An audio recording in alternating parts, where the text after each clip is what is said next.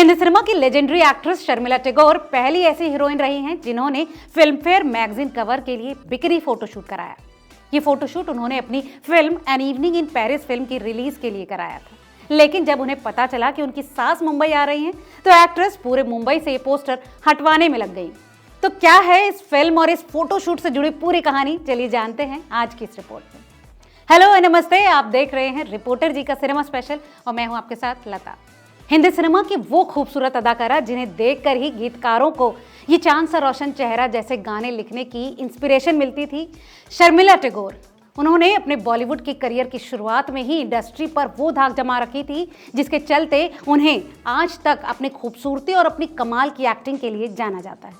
राजेश खन्ना के साथ साल 1969 में आई उनकी फिल्म आराधना से शर्मिला ने अपनी खूबसूरती और शानदार एक्टिंग से हर तरफ तहलका मचा दिया। शर्मिला टैगोर ने अपने फिल्मी करियर में कई हिट और ब्लॉकबस्टर फिल्मों में काम किया। शर्मिला इंडस्ट्री की उन चंद एक्ट्रेसेस में से एक हैं जिन्होंने 60 और 70 के दशक में बड़े पर्दे पर कई बोल्ड सीन्स भी दिए।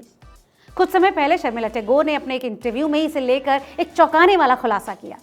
ये खुलासा साल 1967 की अपनी film an evening in Paris में फिल्माए गए बिकिनी सीन को लेकर है।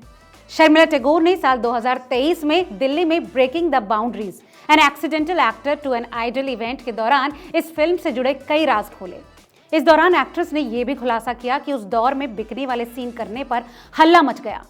पब्लिक से लेकर इंडस्ट्री के लोग तक हैरान थे। शर्मिला ने यह भी बताया कि देश की संसद तक में इस सीन को लेकर सवाल उठाए गए। इस इवेंट के दौरान एक्ट्रेस ने इस बात का भी जिक्र किया कि फिर कुछ ऐसा हुआ कि उनके ये सारे पोस्टर्स रातों रात हटाने पड़े। दरअसल शर्मिला टैगोर की film an evening in Paris के रिलीज से कुछ समय पहले ही उनके पति नवाब पटौदी की मां साजिदा बेगम उनसे मिलने मुंबई आ रही थी। जैसे ही शर्मिला को इस बात का पता चला, वो घबरा गई। उन्होंने उसी वक्त प्रोड्यूसर को कॉल करके मुंबई से सारे पोस्टर्स तुरंत हटाने की बात कही। प्रोड्यूसर्स ने एक्ट्रेस की ये बात मानी और रातों रात an evening in Paris film के पोस्टर्स शहर से हटवा दिए गए।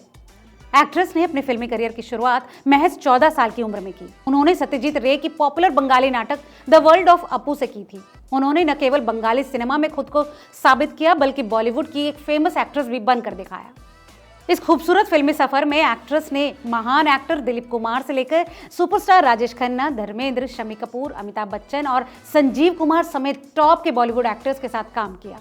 बहरहाल अब लौटते हैं कि इंटरव्यू में शर्मिला टैगोर ने क्या कुछ खुलासे किए।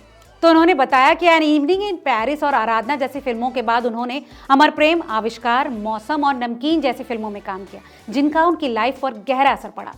वो खुद को ग्लैमर से परे ले जाने में कामयाब रही। हालांकि उन्होंने ये भी कहा कि ग्लैमर हमेशा के लिए नहीं होता।